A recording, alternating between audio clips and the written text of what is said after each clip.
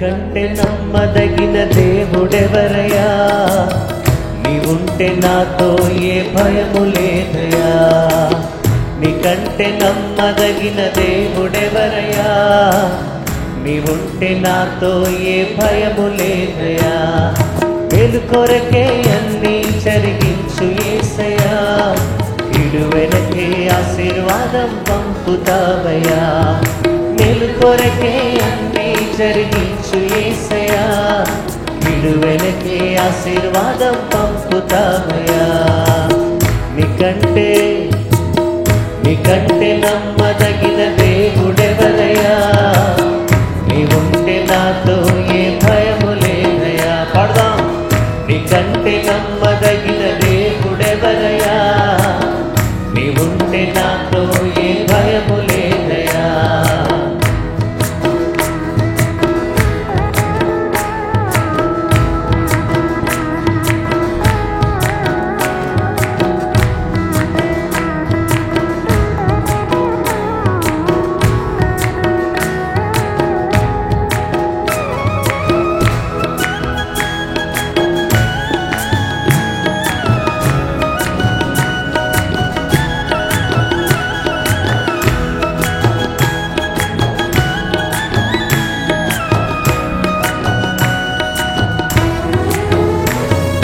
కొట్టబడిన వేళ నా గాయం కట్టినావే,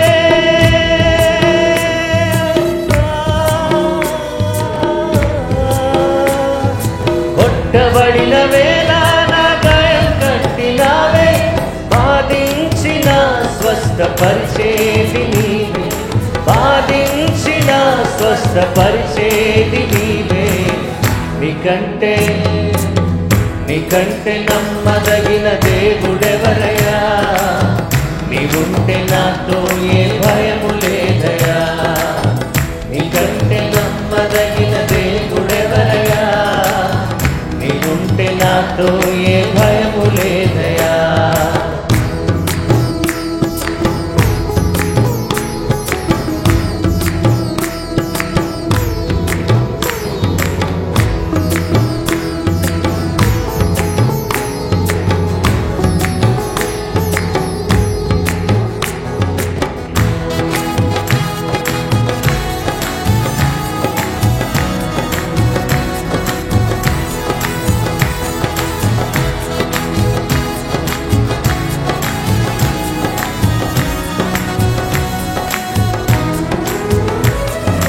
అణచబడిన వేళ నా తలను ఎత్తినావే,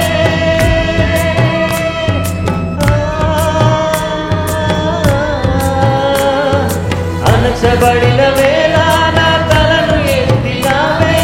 శిక్షించిన గొప్ప చేసేది నీవే, శిక్షించిన గొప్ప చేసేది నీవే.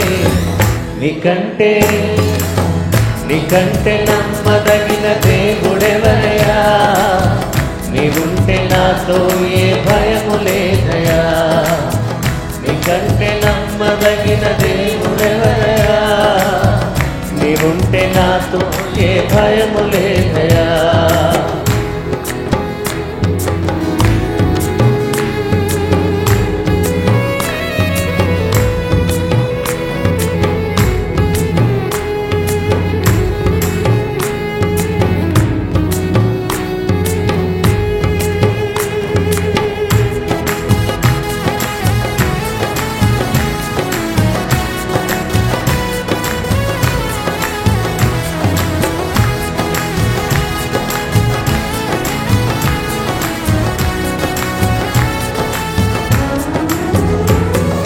విడువబడిన వేళ నన్ను చేరదీసినావే,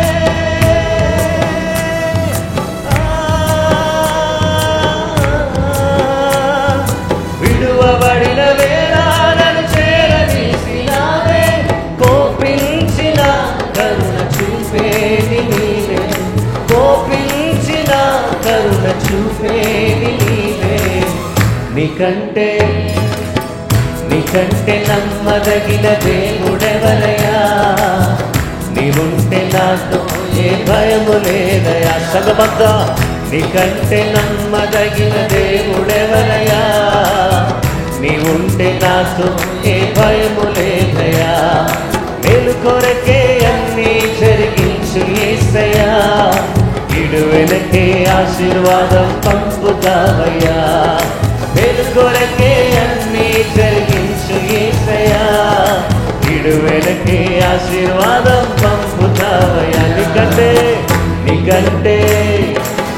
నీకంటే నమ్మదగిన దేవుడెవరయ్యా? నీవుంటే నాతో ఏ భయము లేదయ్యా. పడా నీకంటే నమ్మదగిన దేవుడెవరయ్యా?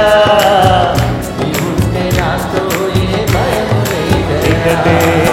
నీకంటే నమ్మదగిన దేవుడెవరయ్యా? నీవుంటే నాతో ఏ భయము లేదయ్యా. యేసయ్యా నీకంటే నమ్మదగిన దేవుడెవరయ్యా? నీవుంటే నాతో ఏ భయము లేదయ్యా. ఏ సమయమందైనా ఏ స్థలమందైనా ఏ స్థితిలో నేనున్నా స్తుతి పాడెదన్. ఏ సమయమందైనా ఏ స్థలమందైనా ఏ స్థితిలో నేనున్నా స్తుతి పాడెదన్. సంగమంత మరొకసారి పాడదామా? ఏ సమయమందైనా ఏ స్థలమందైనా ఏ స్థితిలో నేనున్నా స్తుతి పాడెదన్. ఏ సమయమందైనా ఏ సమయమందైనా ఏ స్థలమందైనా ఏ స్థితిలో నేనున్నా స్తుతి పాడెదన్. ఆరాధనా ఆరాధనా నా ప్రియుడేసు క్రీస్తుకే ఆరాధనా ఆరాధనా ఆరాధనా గొర్రె పిల్ల క్రీస్తుకే ఆరాధనా. నాతో పాటు కలిసి అందరూ ఆరాధనా ఆరాధనా నా ప్రియుడేసు క్రీస్తుకే ఆరాధనా ఆరాధనా ఆరాధనా గొర్రె పిల్ల క్రీస్తుకే ఆరాధనా. నా జీవనాధార శ్రీ యేసుడే నా స్తుతికి పాత్రుడు ప్రభు క్రీస్తుడే. తన చేతులతో నన్ను నిర్మింపగా నా సృష్టికర్తను కొనియాడెదన్. నా జీవనాధారం యేసుడే నా స్తుతికి పాత్రుడు ప్రభు క్రీస్తుడే. తన చేతులతో నన్ను నిర్మింపగా నా సృష్టికర్తను కొనియాడెదన్. యెహోవా రాఫా నన్ను స్వస్థపరచున్. యెహోవా షమ్మా నాకు తోడుగా. యెహోవా నీసి నా ధ్వజముగా. అల్ఫా ఒమేగా ఆది దేవునికే ఆరాధనా ఆరాధనా నా ప్రియుడేసు క్రీస్తుకే ఆరాధనా ఆరాధనా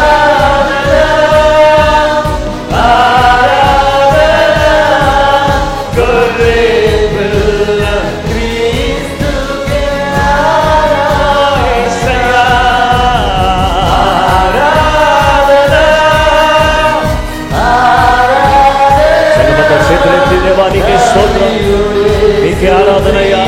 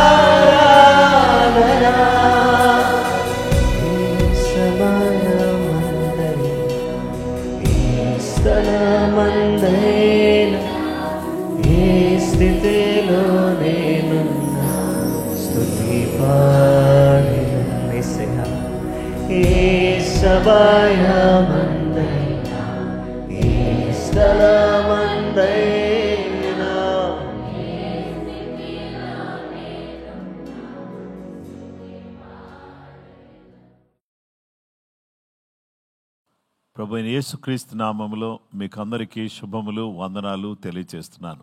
ఈ ఉదయకాలం ప్రార్థనా పోరాటానికి మిమ్మల్ని అందరినీ కూడా ప్రేమతో ఆహ్వానిస్తున్నాను. ఇంతవరకు దేవుని స్తుతించి ఆయన గణపరిచే చక్కటి అవకాశాన్ని దేవుడు మనకు దయచేశాడు. ఈరోజు దేవుని వాక్యాన్ని మనం ధ్యానం చేయబోతున్నాం. మిమ్మల్ని అందరినీ రిక్వెస్ట్ చేస్తున్నాను, ఈ ప్రార్థనా పోరాటంలో పాలుపంపులు పొందుతున్న మీరు దయచేసి ఈ వాక్యాలు మీకు దీవెనకరంగా ఆశీర్వాదకరంగా ఉంటే వేరే వారితో కూడా, అనగా మీ కుటుంబ సభ్యులతో, స్నేహితులతో వీటిని పంచుకోవాలని కోరుతున్నాను. ఒకవేళ ఈ ఛానల్ని మీరు సబ్స్క్రైబ్ చేయకపోతే సబ్స్క్రైబ్ చేసుకోవాలని ప్రేమతో మీకు మనవి చేస్తున్నాను. దేవుని బిడ్డలారా, ఈరోజు మన ధ్యానాంశము ద టెంపుల్, ఆలయము అనే అంశాన్ని గురించి దేవుని వాక్యాన్ని మనం ధ్యానం చేద్దాం. పరిశుద్ధ గ్రంథములో యోహాను సువార్త 2వ అధ్యాయం 13 నుండి 25 వచనాలు మనం చదువుకుందాం. యూదుల పస్కా పండుగ సమీపింపగా యేసు యెరూషలేమునకు వెళ్ళి దేవాలయములో ఎడ్లను, గొర్రెలను, పావురములను అమ్మువారును, రూకలు మార్చువారును కూర్చుండుట చూచి 15వ వచనం, త్రాళ్లతో కొరడాలు చేసి గొర్రెలను ఎడ్లన్నిటినీ దేవాలయములో నుండి తోలివేసి రూకలు మార్చువారి రూకలు చల్లివేసి వారి బల్లలు పడద్రోసి పావురములు అమ్మువారితో వీటిని ఇక్కడ నుండి తీసుకుని పొండి, నా తండ్రి ఇల్లు వ్యాపారపుటిల్లుగా చేయకుడని చెప్పెను. ఆయన శిష్యులు, నీ ఇంటిని గూర్చి ఆసక్తి నన్ను భక్షించునని వ్రాయబడి ఉన్నట్టు జ్ఞాపకము చేసుకొనిరి. కాబట్టి యూదులు, నీవు ఈ కార్యములు చేయుచున్నావే, ఏ సూచక్రియను మాకు చూపెదవని ఆయనను అడుగగా యేసు, ఈ దేవాలయమును పడగొట్టుడి, 3 దినములలో దాన్ని లేపుదనని వారితో చెప్పెను. యూదులు, ఈ దేవాలయము 46 సంవత్సరములు కట్టిరే, నీవు 3 దినములలో దాన్ని లేపుదువా అనిది. అయితే ఆయన తన శరీరమును దేవాలయమును గురించి ఈ మాట చెప్పెను. ఆయన మృతులలో నుండి లేచిన తర్వాత ఆయన ఈ మాట చెప్పెనని ఆయన శిష్యులు జ్ఞాపకం చేసుకుని లేఖనమును యేసు చెప్పిన మాటను నమ్మిరి. ఆయన పస్కా పండుగ సమయమున యెరూషలేములో ఉండగా ఆ పండుగలో అనేకులు ఆయన చేసిన శుచిక్రియలను చూచి ఆయన నామమందు విశ్వాసముంచురు. అయితే యేసు అందరినీ ఎరిగినవాడు గనుక ఆయన తన్ను వారి వశము చేసుకొనలేదు. ఆయన మనిషిని ఆంతర్యమును ఎరిగినవాడు గనుక ఎవడను మనిషిని గురించి ఆయనకు సాక్ష్యం ఇయ్యనక్కర్లేదు. పరిశుద్ధ గ్రంథములో మనం చూస్తే ఇక్కడ యేసుక్రీస్తు ప్రభువారు తన పరిచర్య తర్వాత ఆయన మొదటిగా ప్రక్షాళన ప్రారంభించాడు. పరిచర్య తరువాత ప్రక్షాళన ప్రారంభించి ఆ ప్రక్షాళన చేయటం కొరకై యెరూషలేము దేవాలయానికి వచ్చాడు. ఆ యెరూషలేము దేవాలయానికి వచ్చినటువంటి ఆ సందర్భం ఏంటి అంటే పస్కా, ద పాసవర్ అనే ఈ సందర్భంలో యేసుక్రీస్తు ప్రభువారు ఆయన యెరూషలేము దేవాలయానికి వచ్చాడు. యోహాను సువార్త 2వ అధ్యాయం 13వ వచనములో యూదుల పస్కా పండుగ సమీపింపగా యేసు యెరూషలేమునకు వెళ్ళి, యేసుక్రీస్తు ప్రభువారు పస్కా పండుగ దగ్గరికి వస్తున్నప్పుడు ఆయన యెరూషలేమునకు వెళ్ళాడు. యెరూషలేము దేవాలయమునకు వచ్చాడు. పాస్ అవర్ గురించి దేవుని వాక్యం చెప్తున్నటువంటి మాట ఏంటంటే, the Passover was a major Jewish festival and the temple was central to worship. దేవుని వాక్యాన్ని మనం చూస్తే పస్కా అనేది యూదులు ఆచరించేటటువంటి చాలా ప్రాముఖ్యమైన పండుగ. దానిలో ఈ యెరూషలేము దేవాలయం అనేది దేవుని ఆరాధించేటటువంటి కేంద్ర స్థలం. ప్రతి ఊరికి ఒక దేవాలయం లేదు, యూదులకు ఒకటే దేవాలయం. ఆ యూదులు కూడుకునే ప్రతి ప్రాంతాన్ని ప్రార్థన కొరకు, ఆరాధన కొరకు కూడుకునే స్థలాలను సమాజ మందిరము అని పిలుస్తారు, దేవాలయం అని పిలువరు. గనుక ఇక్కడ ఈ యొక్క యెరూషలేము దేవాలయాన్ని కొన్నటువంటి ప్రాచుర్యాన్ని, గౌరవాన్ని, ప్రాముఖ్యతను వీళ్ళు పూర్తిగా మంట గలిపేటట్టుగా వ్యవహరించారు. పస్కాను గూర్చి కొన్ని మాటలు నేను మీతో చెప్పాలని కోరుతున్నాను. ఇశ్రాయేలు ప్రజలు ఐగుప్తు దేశంలో 430 సంవత్సరాలు బానిసలుగా ఉన్నారు. యెరూషలేములో ఆయన చేసిన పని ఏమనగా, యెరూషలేమునకు వెళ్ళి యెరూషలేములో ఆయన ఏం చేశాడు అంటే, దేవుడు మోషేను ఐగుప్తు దేశానికి పంపించారు.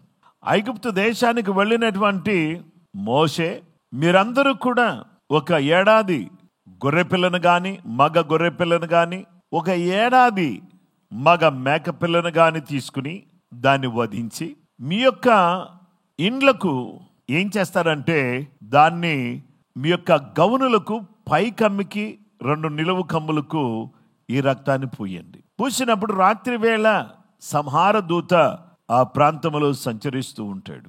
ఆ సంచరించినటువంటి సమయంలో ఏం జరుగుతుందంటే, ఈ యొక్క సంహార దూత సంచరిస్తున్నటువంటి సమయంలో సంహార దూత మీ ఇంటిలోనికి ప్రవేశించకుండా ఉండాలి అని అంటే, దాటిపోవాలంటే మీ ఇంటి మీద రక్తం ఉండాలి అని చెప్పినప్పుడు, ఆ ఇంటి మీద ఎప్పుడైతే రక్తము, ఆ ద్వారం మీద ఎప్పుడైతే రక్తాన్ని చూస్తాడో ఆ ఇంట్లోకి రాడు. రక్తము లేని ఇంటిలోనికి సంహార దూత అడుగు పెడతాడు. అడుగు పెడితే ప్రథమ సంతతి, ఇంట్లో మొదటిగా పుట్టినటువంటి వాళ్ళు చనిపోతారు అని ఐగుప్తు దేశంలో ఈ విషయాన్ని చెప్పినప్పుడు, ఈ 10వ తెగులు ఐగుప్తులో పంపించినప్పుడు జరిగినటువంటి విషయం ఏంటంటే, నా ప్రియ స్నేహితులారా, దేవుని వాక్యాన్ని మనం చూస్తే ఇక్కడ ఏం జరిగింది అనేటటువంటి విషయానికి మనం వస్తే, దేవుని బిడ్డలమైనటువంటి మనమందరం కూడా గమనించాల్సిన విషయం ఏంటంటే, ఈ యొక్క ప్రాముఖ్యమైనటువంటి విధానంతో వీళ్ళందరూ కూడా, గోషేను ప్రాంతంలో ఉన్నటువంటి ఇశ్రాయేలు ప్రజలందరూ కూడా తమ తమ ఇళ్లలో ఉన్నటువంటి గొర్రెలను వధించి, మేకను వధించి, దాని రక్తాన్ని తీసుకుని వచ్చి ద్వారమునకు పూసి వారు తప్పించబడ్డారు. మరణ దూత, సంహార దూత వాళ్ళ ఇంట్లో ప్రవేశించలేదు. అయితే యేసుక్రీస్తు ప్రభువారే పస్కా బలి పశువుగా వచ్చి, ఆయన పస్కా బలి పశువుగా ఒక గొర్రె ఒక ఇంటికి వధించబడుతుంది, ఒక మేక ఒక ఇంటికి వధించబడుతుంది.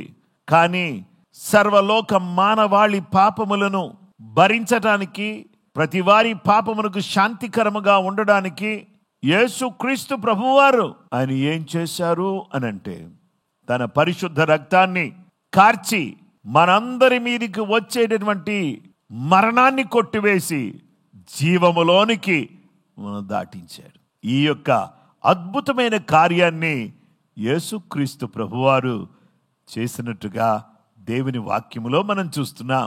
పస్కా సమయంలో యేసు మందిరానికి వచ్చాడు. పస్కా ఆచరించినప్పుడు ఇశ్రాయేలు ప్రజలు, దేవుని బిడ్డలారా, వారు మరణాన్ని తప్పించుకున్నారు. ఈరోజు మన పస్కా బలి పశువుగా యేసుక్రీస్తు ప్రభువారు మన కొరకు వధించబడ్డాడు. ఆయన రక్తముతో కడగబడినటువంటి వారు 2వ మరణాన్ని తప్పించుకుని జీవములోనికి దాటి దేవునికి ప్రియమైనటువంటి వ్యక్తులుగా ఉండే చక్కటి అవకాశాన్ని దేవుడు మనకు దయచేస్తున్నాడు. గనుక ఈరోజు యేసయ్యా, నీ రక్తముతో మమ్మల్ని కడగండి, నీ పరిశుద్ధ రక్తముతో మమ్మల్ని కడిగి మా మీద ఉన్నటువంటి ఆ యొక్క మరణాన్ని కొట్టివేయండి ప్రభువా అని ప్రార్థన చేసుకోవలసిన వారిగా మనం అందరం కూడా ఉన్నాం. దయచేసి ఈ సమయంలో అందరం కూడా దేవుని పాద సన్నిధిలో ప్రార్థన చేసుకుందాం. మహోన్నతుడైన మా తండ్రి, ప్రేమ కలిగిన మా దేవా, నీ వాక్యం ద్వారా మీరు మాతో మాట్లాడిన విధానాన్ని బట్టి నీకు స్తోత్రం. పస్కా బలి పశువుగా మీరు వధించబడి మా కొరకు వధించబడిన గొర్రెపిల్లగా మీరు ఉండడాన్ని బట్టి, మీ రక్తం ద్వారా మమ్మల్ని కడగడాన్ని బట్టి మరణమును తప్పించుకునే అవకాశం మాకు ఇచ్చారు. పాపము నుండి మమ్మలను పవిత్రీకరించారు, శుద్ధీకరించారు, నీ సొత్తుగా మమ్మల్ని చేసుకున్నారు.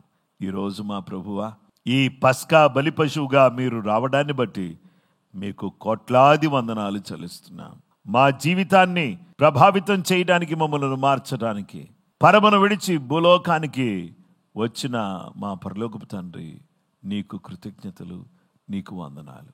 ఈ సమయంలో మా ప్రభువా, నీ బిడ్డలమైనటువంటి మమ్మలను మీరు జ్ఞాపకం చేసుకుని, మీ సన్నిధి కాంతిని, ప్రసన్నత, నీ కృప, నీ సమాధానం, నీ ఆశీర్వాదం, నీ దీవెన నీ బిడ్డలమైనటువంటి మాతో కూడా మీరు ఉంచి దీవించి బలపరచాల్సిందని కోరుకుంటూ, యేసు క్రీస్తు ఘనమైన పరిశుద్ధ నామములో ప్రార్థన చేసి స్తుతిస్తున్నాం.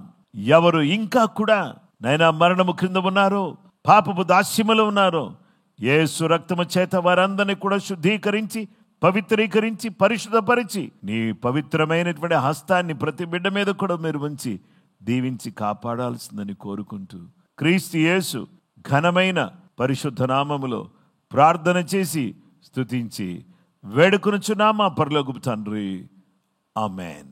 మన పరమ తండ్రి దేవుని ప్రేమ, కుమారుడైన యేసు క్రీస్తు ప్రభువారి యొక్క కృప, పరిశుద్ధాత్మ దేవుని నిత్య సన్నిధి సహవాసం చేరువన మనకును సకల లోకములను పరిశుద్ధులకు సదా దేవుని కృపతోడే నడిపించును గాక, ఆమేన్. క్రీస్తునందు ప్రియమైనటువంటి సహోదరి సహోదరులారా, మిమ్మల్ని అందరినీ ప్రేమతో అభినందిస్తున్నాను. ఇంతవరకు దేవుని వాక్యాన్ని మనం వినడానికి దేవుడు సహాయం చేశాడు.